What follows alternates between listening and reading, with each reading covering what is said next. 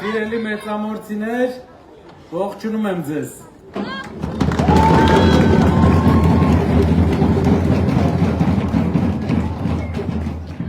Մի քիչ առաջ ինձանից նախորդ բանախոսները խոսում էին Հայաստանի էներգետիկ սրտի մասին, թե ինչ է տալիս մեծամորը ամբողջ Հայաստանին, լուսավորում է ամբողջ Հայաստանը, իսկ ինչ է տալիս Հայաստանը մեծամորին։ Երբ մենք քաղաքով շրջում էինք, տեսանք, որ քաղաքը մեծի մասամբ 20 ամյա հեռավորության, շինարարության քաղաք է, սովետի ժամանակվար քաղաքն է։ Մեծ փոփոխություններ բացի փոքր կրպակների վերանորոգումներից չկա այստեղ։ Չկա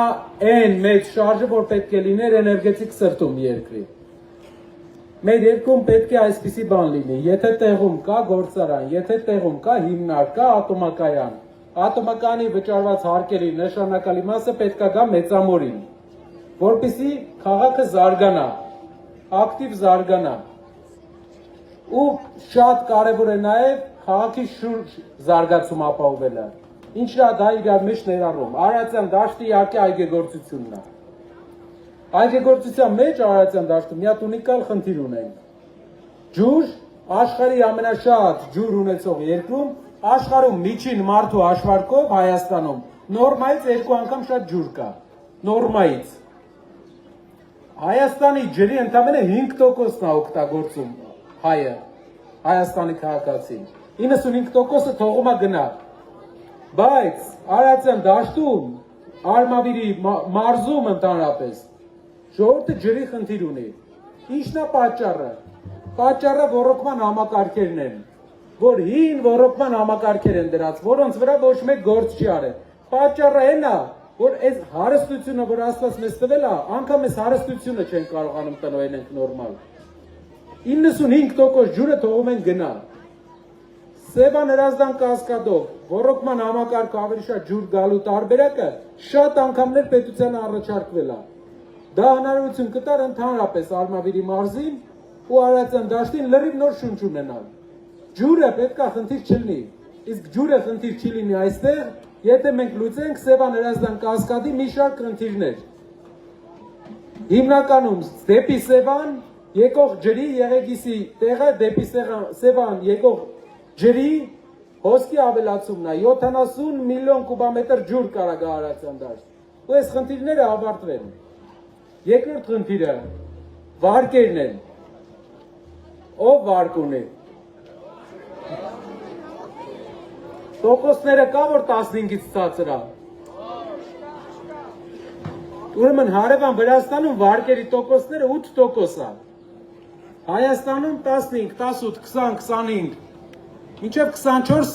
հասնում է էֆեկտիվ։ Վրաստանում երկրի ղեկավարը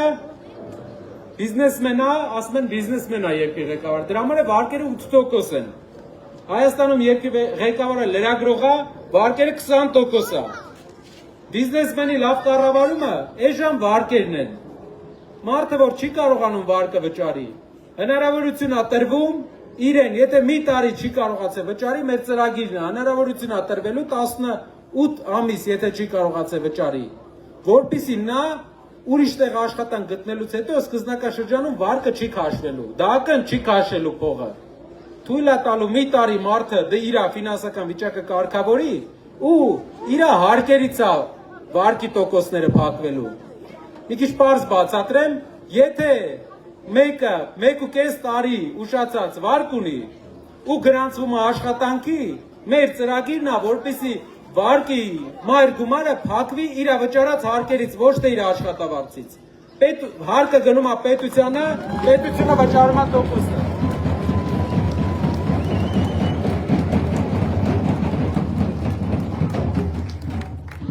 Մեր ընդհանուր երկրին մեծամոր այնպիսի համայնք է, որ գործազրկության խնդիր փառք Աստծո չկա։